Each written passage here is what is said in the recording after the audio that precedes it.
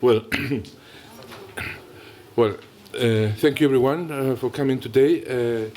We have another session of the Innovate Talks dedicated to the, let's say, post-factio of the organization or design symposium.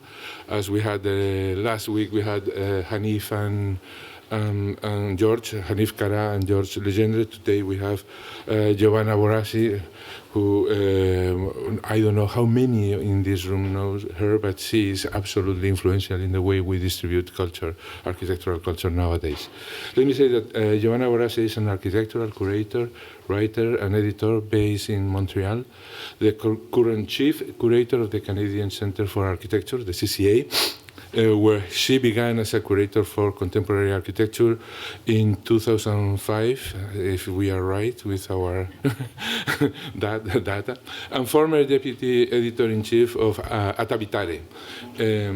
Educated as an architect, she received her master's degree in architecture in Milan at the Politecnico di Milano.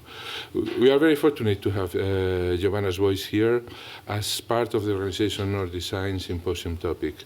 Today, she will be sharing the unique perspective that she brings to the question of how architects put together things nowadays. Her work engages in the question in two ways. First, she is an astute observer of contemporary issues in architectural and architecture production. I would say astute and with a sense of humor also.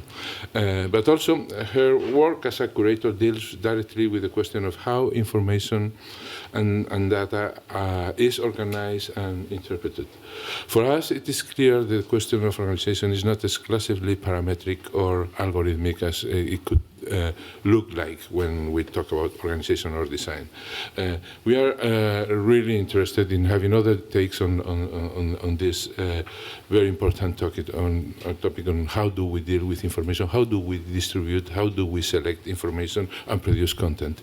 So we are very proud to welcome Giovanna, both as an observer of organization and as one of the discipline's foremost organizer. She will be responded by, in this case, by Mariana, the curator of the symposium, the Organization or Design ? Symposium, and Cayo and Sofia, Cayo Barbosa and Sofia Blanco, students, and also curators of the exhibition 9 Square Grid that is now being celebrated in the library on the influence of the project of Hedgehog and the extension in time of his influences. That's all. Let's welcome Giovanna. Thank you very much for coming.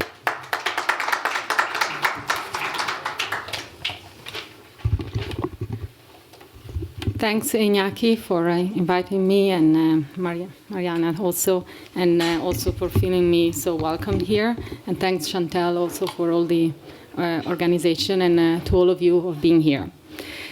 So when Iñaki told me about this designer organization, I have to say I couldn't come for the main symposium. I followed online all the 3 hours, I think, recording. And it's very clear that the combination of these two words, design and organization, can provoke a very stimulating set of ideas. And especially, as Iñaki has insisted many times, the idea of the or in between design or organization that sometimes somehow suggests a kind of opposition between the two terms, or even the exclusion of one of the other.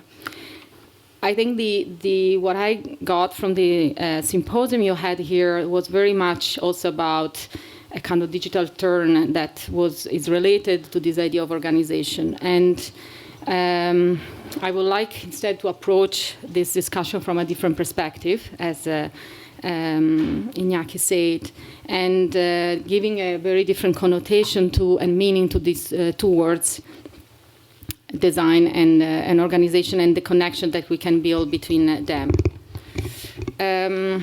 Maybe as Iñaki said, as an architect, somehow design is my preoccupation always, being also the topic of my work as a curator. But also now I working more as a curator. I shifted also my mind also very much on the question of organization. So being a curator means a lot of work of actually organizing and giving an order, giving a structure. This is an image of the CCA vaults. There are actually objects inside these nice boxes. And so it's about organizing a collection, organizing the objects, organizing ideas, sometimes living ideas, as Iñaki was saying, organizing ideas of other architects. So even if this organization might be temporary, so somehow anyone can come and connect the structure of the organization that we give as curator, can connect these things through a different logic or do a different research. Still, this organization require a combination between a design frame and a clear system of organization of the topic we're looking at. What you see here is the site plan of the current exhibition called The Other Architect that the firm Moss, Michael Meredith, Ira Sample designed with me. So somehow we could say that an exhibition is an example of a combination of design and organization. In a way, a space where through design we convey an ensemble of thoughts and an organization of objects that convey an idea of design. So the current work that I've been doing is what also Iñaki was referring to, this project that is called The Other Architect. And one of the things that was very interesting to me, and that's also why somehow the title I gave was to this talk is Design, an Organization to Design, is to, and especially because of the institutional role that I cover also now, is to think at the same time we work on a content, a research, or an exhibition, is to design the organization that designed the exhibition. So it's a kind of a circular system where while we are doing the research, we also define who we are.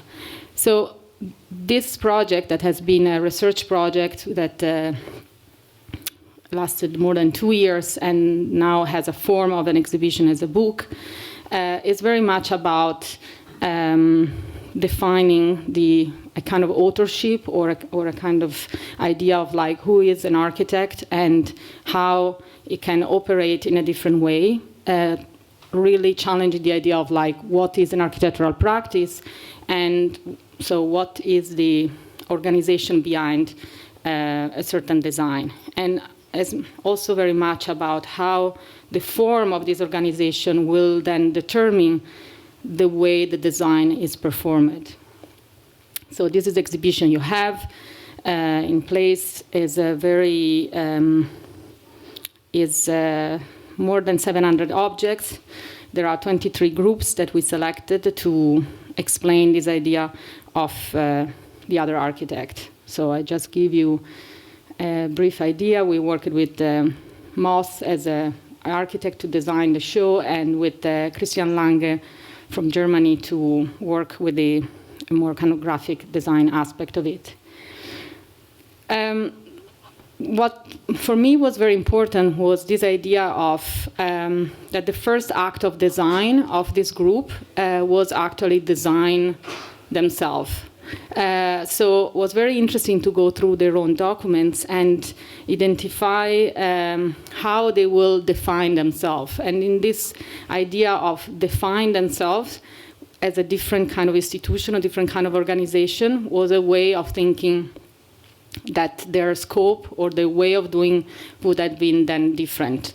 So we really enjoyed this kind of a list where you understand that someone is a clinic, a laboratory, AMO is an observation, the institute is a halfway house, as Peter Eisenman defined himself, CAP is an urban educator. Like you have all this kind of list where you understand that in themselves they define their own organization, their own institution with a different name because they have a kind of a different scope.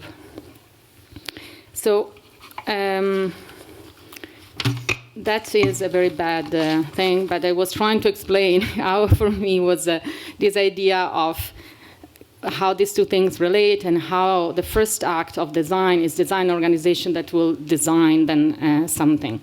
So the idea of these new institutions or new organization for me was also very interesting, because sometimes they are a kind of like, they are very much also as an architectural project. They are kind of like ad hoc institutions that are built with a very precise mandate, to be with a very clear expertise.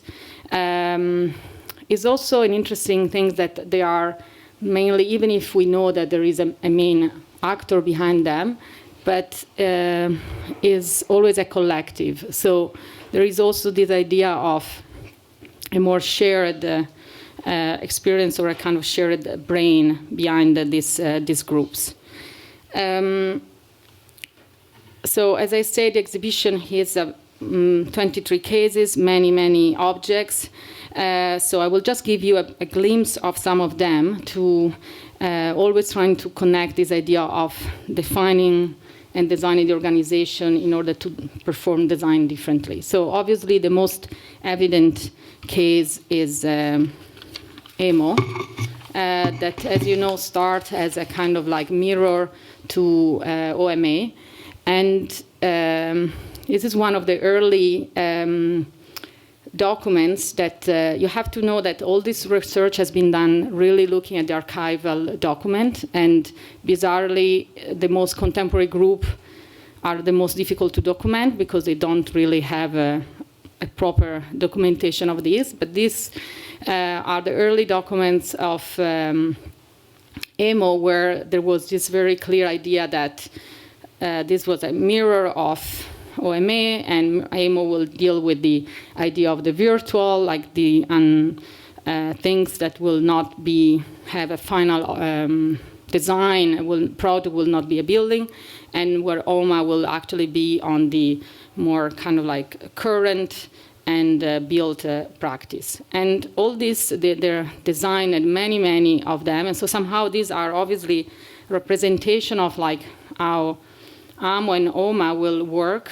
but they are also, while they are done, they are also explaining how the organization work. And as you see, Harvard was from the beginning a very important aspect of it.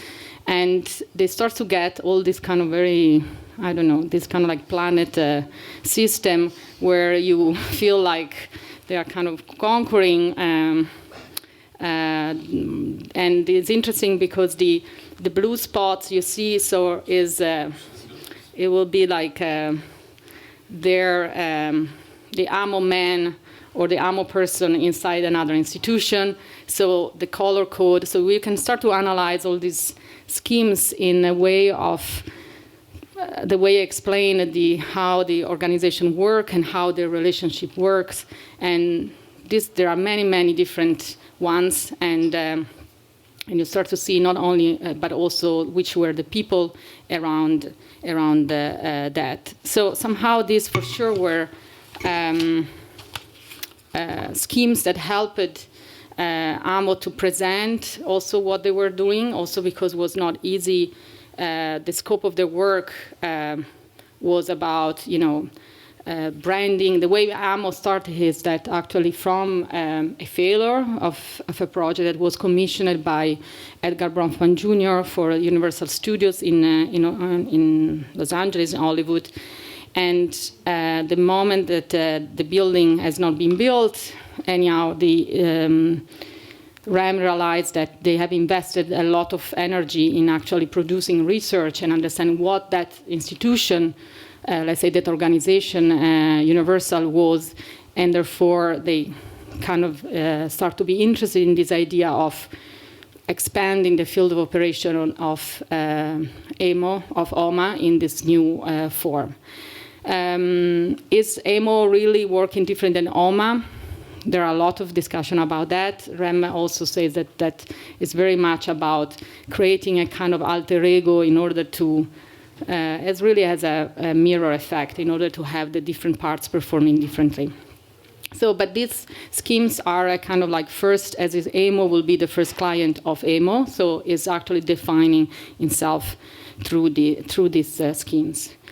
So the idea of an institution that starts with different premises, that also has a capacity of mixing teaching, research, and practice, as AMO was doing also with the idea of OMA and Harvard and all the other involved, is very much present also in this kind of other institute that obviously precede AMO, that is funded by Peter Eisenman, and in '67 in New York. This is a letter that Eisenman sent to Eric Svensson, who was associate professor at University of Michigan, where he clearly says that he wants to start something that is out of the academic world, is not really a practice. So therefore, this is what become the institute. That he's a school, but it doesn't really grant degrees, and has a structure also that where you have interns, fellow, it's possible to carry on your own research. So it's a very interesting new institute that comes about in New York '67 and lasts until '83. And what I found fascinating again is one of the things that AMO is continuously talk about is this idea of applying architectural thinking to non-architectural problems somehow. And here you have a drawing by the institute, by the team of by Eisenman, about a project that they were involved very early on. At the beginning, the interesting of the institute is they did very much a lot of work that they were using soil science methods and real case studies. So this was a work for New York Urban League about changing the education system in Harlem and using the system of street academies as a way of bringing a more kind of like culture related to planning, and have the possibility of discussing urban issues inside the street academy. So, but the scheme here is about how the education and is really done as a kind of like architectural drawing. So this Harlem plan. So you see also even in the middle program schemes plan and presentation and construction as was built as it will be an architectural planning design drawing. The other things I found very interesting is that even in the tools that the Institute used, every time the project is actually initiated by a kind of report that always identify what is the proposal, what is the problem. So here is, the proposal here is a model block study for a future Harlem, and then you have the problem, Black America is considered. And then this is for all, and going through the archive, it's very interesting that all the projects are dealt in this way. There is always the project, problem, the urgency, and how they will. So again, for me, it's interesting to see how the institution define and organize themselves, and which are the tools that they put in place to perform the kind of institution they want to be. So the idea is that the project, there are always a clearly architectural project, but they are also dealt in this kind of like more discursive way, and always with a kind of a research component. The other interesting things is how through this idea of defining an organism or an organization, architect can define also a new field or a new space for them to operate. So this is a scheme that Cedric Price had drawn for the lightweight enclosure unit. So first of all, Seri Price started this unit in 71 with an engineer, Frank Newby. And I, again, find that it is interesting that he starts a new organism, so this unit, to tackle a very precise problem that for him are light structure and inflatable possibility of architecture. And so through this drawing, and the scope actually is to build a bibliography. And then the idea, again, interesting, is that the final project of this unit is not to create a building or to design an inflatable structure, but to produce a data source, a bibliography that will be shared with other architects to provoke thinking. But what I found interesting in this is like it takes these two, so from one side there are the manufacturers, and on the other side there are the users, and he clearly understands where the architect can operate in this space in between the products and the users. And so let's say if the products, the manufacturer will be thinking about the membrane, and the user will be interested in environmental aspect of it. So the office can research on environmental features. So it defines a very clear space of a kind of a field of action for this, for his own organization, the lightweight unit. And the way it carries on this, and it's also very interesting, is like basically there are these cards, these code cards that is actually build this bibliography. And as you see on the cover of this envelope that we have at CCA, there is a very clear ABCD system or organization, and also a rating. So each book is actually recorded, has cataloged, and organized with these different ratings to then become a kind of like bibliography in this form. And then his idea was, in working with Gordon Pask, to then perform this actually even as a database. But again, I think it's interesting to observe how the unit, and which is the mandate of this organism that Seri Price put together, and which is the output that it produces, and goes back to, again, what the organism is somehow. The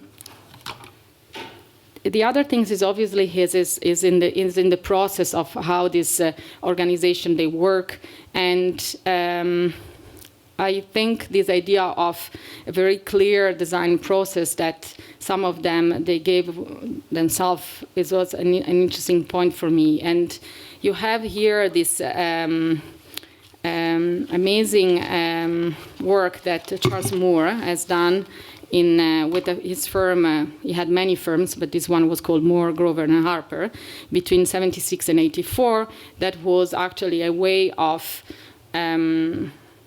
involving citizens in a discussion about urban planning. But the process of was very clear. So the first thing, there was this idea of a storefront office. So you have this. So the architect was put in display. They had this idea that you had to gain confidence, so the people will, especially if you are a firm that comes from another place, you have to gain confidence towards the citizens. So the architect will be there in display, and this was an office that everybody can go and ask questions and do workshops. There will be a citizen workshop, there was a committee, and then the main thing was a live TV program. So in every place where they did this, it was called Designathon, there will be a set, there was a telephone table where volunteers will take phone calls that will arrive at the moment that the architects will present the discussion on TV, and was live TV. And then at the end of this program, they will deliver the city with a kind of research saying, you know, the citizens, how they feel about this and what they want and so on. So the final product was not really a design product per se, But again, I think it's interesting this kind of preparatory work that they have done in order to already filter and gather all the ideas of the people in the community. So here you have also a very, this is Charles Moore at the table drafting, when the live TV was on. Chad Floyd is with the red tie and interviewing, and so the idea was also that again, for me, it's interesting to see the connection between the way you organize this and the design. So the design obviously had to be very simplified. So it was basically with these cubes that has to be understandable for people looking at the TV. And the idea was that a person can call and say, well, what about a taller building? And they will put it up for you while the TV program was going on.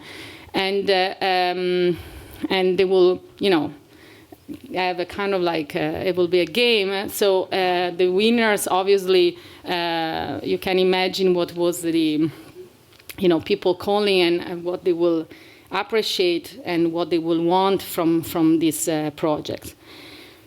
So it's again about this idea of the way the design is organized and then the kind of form the design take. That's similar to some of the work that landscape designer Lawrence Alprin did. He had worked at, I think you might have seen, a very nice show that was a Graham and then at Columbia last year about his work with his wife, Anna Alprin in the 60s, about all this kind of workshop and related also with kind of like dance performance, and all the idea was this foster a kind of environmental awareness. But after 71, the office of Lawrence Alprin really take it as a kind of a modality, let's say, to organize their work with different communities.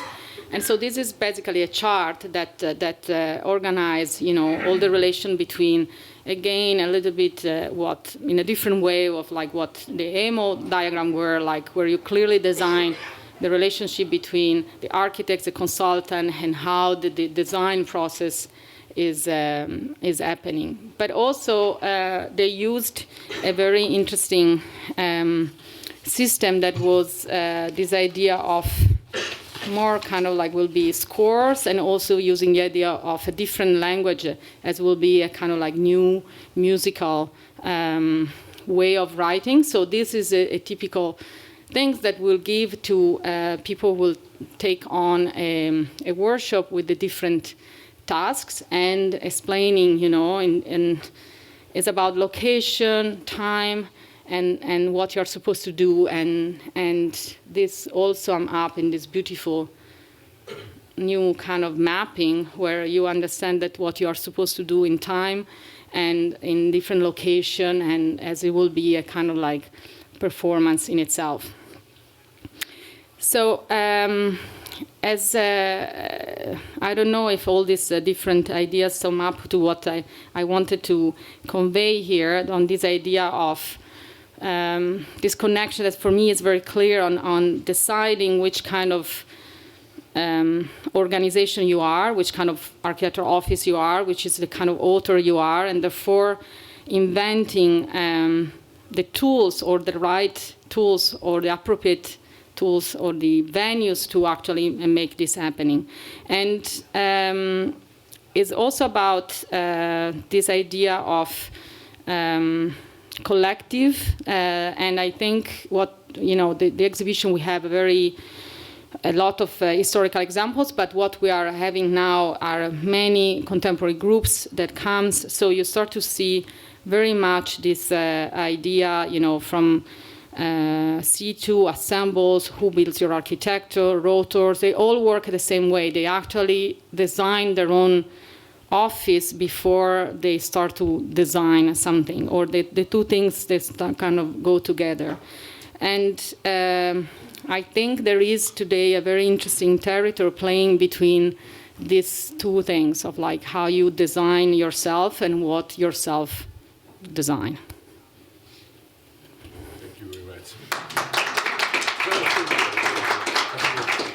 Well, I now want to invite Mariana, Caio, Sofia, and Motion is here. If you want to make an intervention, you will be welcome. It's great to be here. Good job, Motion. Thanks. So please sit there because the camera is looking for you there.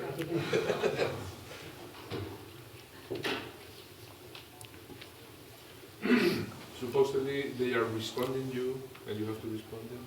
Okay. And then we open to the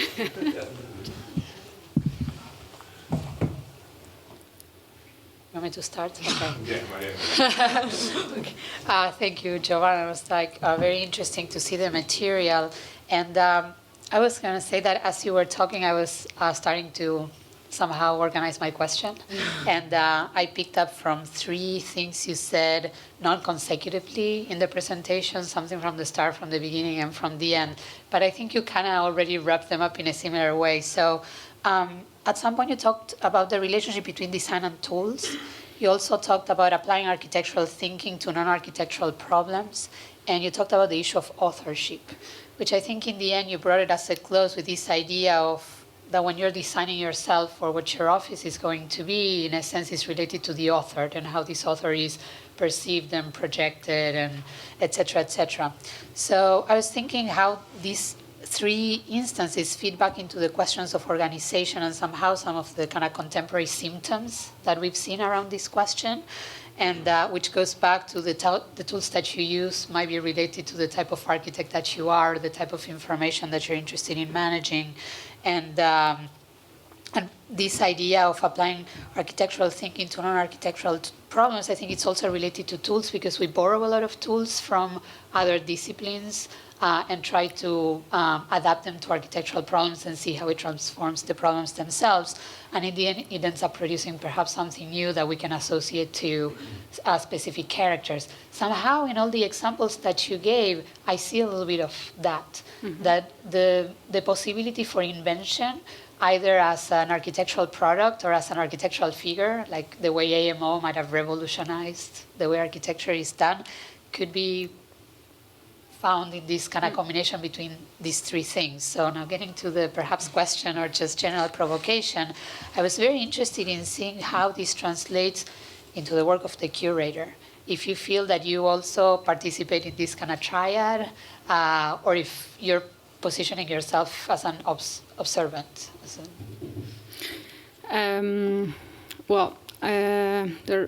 I actually think that as a curator you are an author, and therefore I don't know how much you are a kind of like distant observer of all these things, and I think in the work I have done until now, there has always been a very, I want to say an activist component, but kind of idea that you tackle certain issues because you are very much interested in it, and somehow there is an ambiguity. You show them, but how much you show them because you actually want that people pick them up, or how much you just want to say, okay, this is what I think is going on in this moment.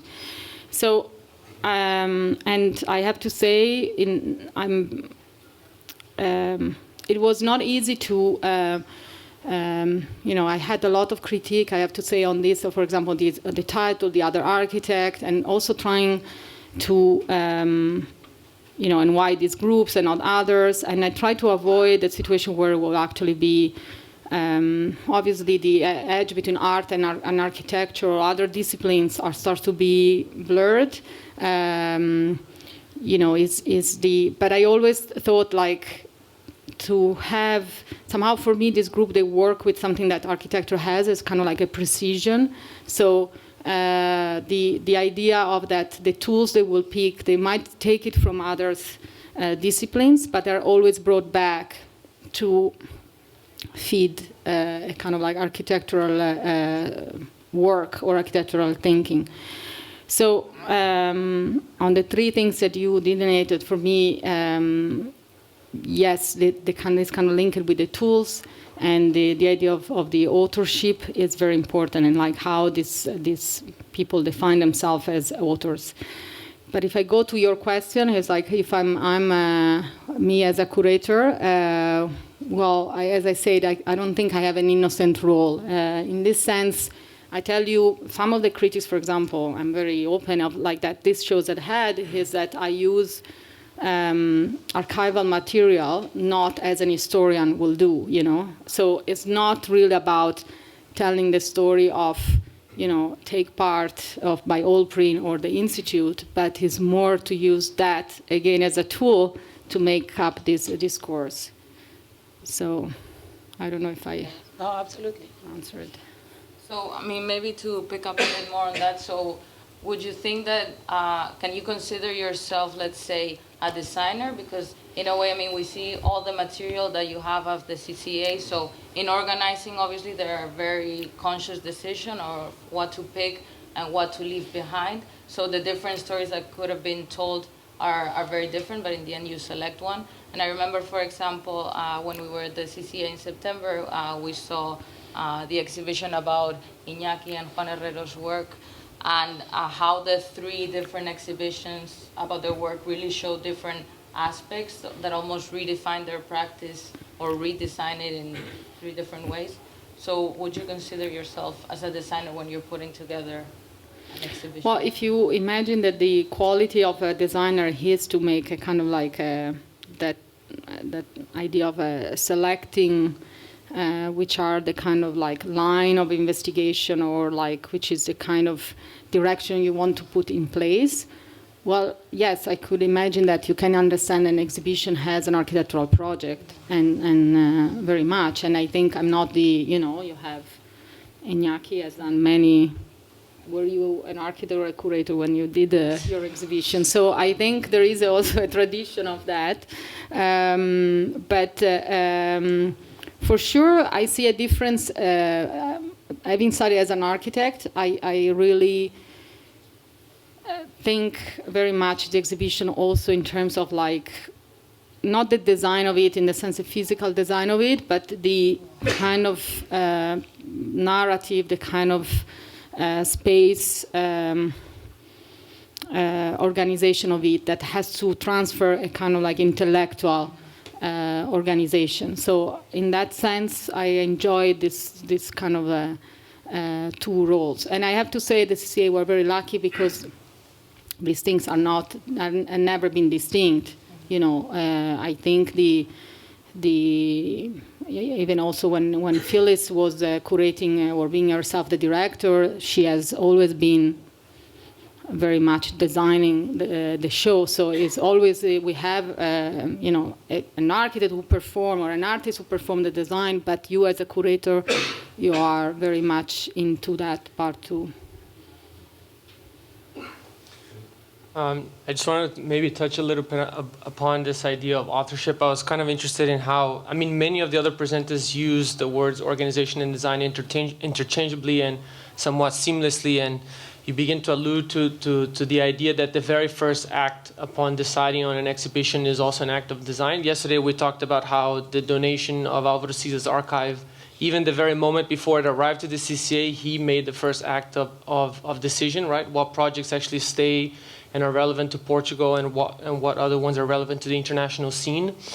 And as the CCA continues to engage in, let's say, more design-based organizations in which the authorship of the design intellect or the organizational skills are decentralized, let's say with the MOS ones, right? You guys made the kind of design intellectual decision of bringing MOS to then make other types of curator and so how maybe does the CCA relate itself in these more kind of collaborative projects, and how do those projects relate themselves in this idea of what is pertinent to design and what others are pertinent to organization? Maybe especially also as the kind of e-digital archive becomes so important in not only organizing, but as we've seen at the moment now, also presenting design decisions. Well, this is complex.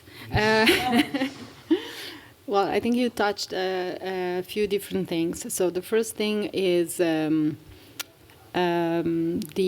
idea of well, what I started showing in the archive is that somehow you can just think about the CCA as an organization, and the first act of design is to decide which are, for example, if we take the collection, which are the parts, the ideas or the architects who are interested in that will start to compose a landscape. And I think the special things of CCA is that not having a national mandate, not having a kind of like time boundary also, even if it's very strong in modern and now more in contemporary architecture, has this opportunity of linking ideas, so that other institutions will not be able, because they will have a national mandate, or will be like just the archive of Frank Gehry, let's say. So I think this is a very nice opportunity CCA has, because is like the first thing is like what is this landscape, and and how you. And it's an act of design, design in the sense of like deciding who comes in and who not, and because we also have to say a lot of no, so it's not just going for what you want, but also to say the right no. So it's actually how this landscape is formed, and the commitment is a very long-term commitment, because the problem here is like, when you do an exhibition, you can say, okay, this is what is interesting now, or maybe in the next few years. But the commitment for the collection is like, we have to have something that is not only relevant to discussion today, but is like in 20 years, 50 years, 100 years, a person will come and might look differently, but still should be interesting. So it's a long-term commitment and intellectual thinking. So that is the first, for sure. So that, if you consider an act of design, that is designing the organization at that level, and has a lot of other things coming after. Collective, we didn't dealt yet in somehow in terms of acquisition with this idea of collective. What I'm saying, obviously, we have Iñaki and Juan archive, but when I say, a collective that will be like a group as assembled, there are 15. Well, we have, for example, the institute. What we have of the institute are actually Peter Eisenman papers, not the entire institute. So I'm sure that, Kenneth Frampton and other things, all other people. So that is something that CCA is a bit slow, and I think will be interesting to be more active on that. And then there are the last things is this kind of like digital issue. As you know, we are trying really to tackle it, and there also is an interesting collective problem, because there with the complexity of the project now, you have the architect drawings, but in reality you have to have all the engineers drawing, all the kind of like production. It's so splitted the work now that I think is more complex to document, more than the fact that it's digital. The fact it's digital is we are figuring out now, it's fine, but is like it's just you see when with other archives, you have the feeling you have the work of the architect, you mainly have it. But now, not so sure. So how much, if you take a certain buildings, you might need really, I don't know, Cecil Balmond component to actually understand it beyond the kind of architectural aspect of it, form. When you're, I knew you were going to. one of the things that intrigues me is Wait a moment. We need to record. I'm sorry. one of the things that intrigues me is this working? Yeah? Oh, this is weird. How do you balance this thing between being a museum or being an archive? I mean, when you're considering acquisitions, do you make selections at individual level of elements, or do you actually collect as an archive? Yeah. So the new definition, because actually in all this, what I was trying to say is that we pass a lot of time to define ourselves. and what organization we are as a CCA. So that's a lot of continuous. So the last definition we have of ourselves is that we are a research museum. Okay. And the collection is actually created for research purpose, not for exhibition purpose. So its research is the main element. And therefore, that we will never have an acquisition policy as the MoMA, let's say, of like we will select kind of cherry picking things, because for different reasons. One is because being research, we should not decide ourselves what the research is about. So we have to have enough materials that if you are interested, you know, for example, in this, I didn't show, but in this work, I actually looked a lot of, for example, budgets. And actually, budget tells a lot of like how these organizations were working, you know. For example, in the ANI, that I didn't show anything, but the ANI, you understand, you know, there was a series of conference, but you understand from the budget, from the beginning, Rizzoli put it half of the budget. So from the beginning, probably was the intention that actually was a publication. So through, for example, through that, you can actually rebuild a lot of other aspects on this. So the CCA will never limit your possibility to research, deciding, well, I just want the 10 nice plan and the nice model and so on. And because that's the kind of research component, and therefore you have to have a body of material that's enough to do a kind of in-depth research. And as I was saying before, also connecting to other body of material inside the collection. And then, you know, it's very different also the level of, even at the level of conservation, you know, it's like we just stabilize things. We never really, we are not so preoccupied about the aesthetic of like, that the drawing has to be absolutely beautiful, has to carry an idea more. Yeah. Anyone has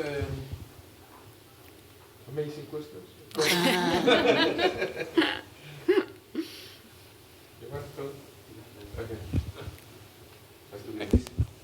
Yeah, amazing. I have a slightly practical question, maybe. You were saying that you approach the material that you have in the archive so as to construct a discourse when you're putting on research like this. And that reminded me that earlier you were saying about how you start by deciding an approach, which is an organization, and then that is also the author in a certain way. And I'm wondering if when you are using material to construct a discourse, if you find in practice that it already has a sort of organization embedded in it, and whether you find that you have to work against that often, or whether it's more neutral and you can make it say many things, for example. So in this, you know, then every research or every project has its own kind of curatorial direction and so on. But what we really wanted to, for this one, that is actually very hard for the public, is that we don't have the typical, you know, kind of text that says, oh, you know, Amo was this and this and this. You actually have to find a document on this kind of like table where they say it with their own words. And that for me was important, and this is also why we looked at the first only the first years of this group, because some they lasted 20 years, so you could have done just a monographic show on them. But that their kind of exciting moment of the beginning, where they say, "Oh, we are like this, and this is what we want to do, and this is how we will do it." Obviously, there is never exactly a precise, perfect document that resumes this, but I think between you know, a letter, a board minutes meeting, a sketch, and so on, we made them speaking themselves. So we didn't change their idea of like what their organization was. But in other instances, I have used a total different. So, for example, I've used in other exhibition things coming, for example, from the photo collection, and I had the curator of photography was mad at me because I will use this to make an argument that it was not the argument that the author made. You know, for example, we did an exhibition about health, and we started the exhibition with this.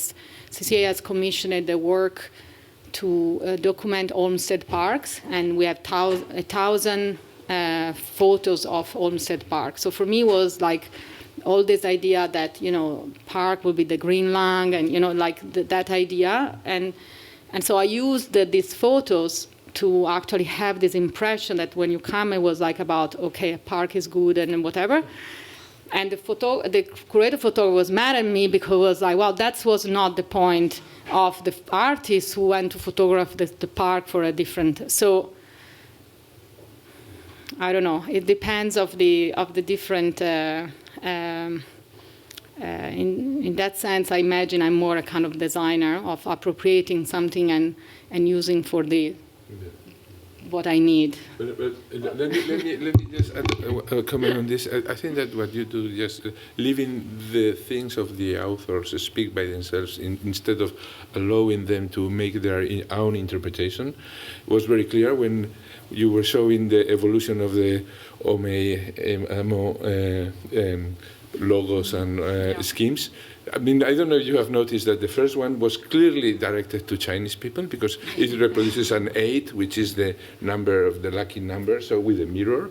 It was really, really based in the idea of having a base in China and a base in Europe, while it evolves to a kind of multicolor global constellation of things. And I think it's clearly, in terms of a corporation, it's clearly an evolution, and I could read it instantly. Well, so these kind of things are amazingly interesting in the work you make. Is just using the materials to speak themselves in ways that can be surprising and can add some more information to what the authors themselves want to say, or pretend, or their interpretation. Many times, I'm not suspicious about the interpretations of the authors. Everyone that is an architect has to be constantly interpreting what he or she is doing. No, but maybe you are wrong, or maybe there are others that are more interesting, and this is your work in a way. No? Yeah. But then you need, Iñaki, an intelligent public, a cultural public that's a little bit the challenge of what we are doing, because your observation on this, you can do it. But thank you for the intelligence. No, but it's true. It's like this is one of the challenge we have, and I was discussing this morning, is like, our public for something like this. This is another question. This is my question, in fact. The public of the CCA lost in ice in the middle of nowhere for the rest of the cultivated world. How do you deal with tools that allow you to, because you have books, but the exhibitions are on webs, how do you really construct this kind of knowledge and how the expansion of the knowledge? So when the discourse has changed a lot, because when I came at CCA, and this I think what Mirko, the director, is very much part of this, there were always this like, okay, we have a local public and we have an international public, and we really had to figure out how to please both. At one point, Mirko was like, okay, you know what, we have one public, and is an intelligent elite, and is spreading the word, we don't care, let's do one thing. So the first thing is actually to decide what is the subject when we do something, and how can relate to this community. And it doesn't matter if it's in Montreal, it's here in Cambridge, or it's in Tokyo. So that's the challenge, to find something that we think is interesting for in kind of general discourse. Then obviously, we deal with the fact that we have a local public who, a lot of people in Montreal, they don't even know where the CCA is or that CCA exists. So we realize that more we go far from Montreal, more we are known. So, and many, if the building also is not friendly, so we also have this. And so the way we deal with this is, selecting a project that can be interesting for the architectural discourse or debate in a more general frame, that what is the local discussion. or even the Canadian discussion, if there is, let's say. Then books, and then now we are also investing on what, a lot of museums, they kind of do another building, they expand physically. We decided we will not do that. We expand, the second building is the digital building, so we are now doing the new website that will actually be an editorial platform, so there will be, what we are doing and what we have, but it's really a publishing platform. So again, it's more like how the CCA voice go out, more about what we are thinking, more than what we have and what is happening. Interesting. I don't know, the table wants to close the... Yeah, say something. Okay. No, I'm very happy to bring this voice in the conversation because, in a sense, it connects to the idea of design, how design is produced, who produces it, and the different motivations, but also constraints that might be there along the way. So, personally, I always considered curators designers, and I was always interested to see the work through the eyes of somebody that needs to, somehow put that message out there, even when dealing with known material, right? When the material gets relocated into these specific kind of contexts or organizations, it somehow by itself produces something new. And so I think this is a voice that is absolutely necessary when talking about organization, because it's not about design is a building and that's the end of it. So I think this begins or continues to sort of encourage that conversation. Thank you very much. Okay. Any other comment? I would like just to add to Mariana's words that every educator, in a way, is a curator, or should be, and in the sense that it makes a lot of sense to imagine our work as curatorial, using the tools of institutions like this one or institutions like the CCA, in the sense that you design an organization in your mind and you try to push it in very terms that you have used. Not that you have to design an organization of where do you want to go. I mean, and in fact, we are doing this, the Innovate and this symposium and the publications in ways to distribute and expand the knowledge and to construct knowledge. So in a way, it's very similar. I mean, I've heard your words and I was really feeling that I had a mirror in front of me. So thank you very much. Thank you, everyone here.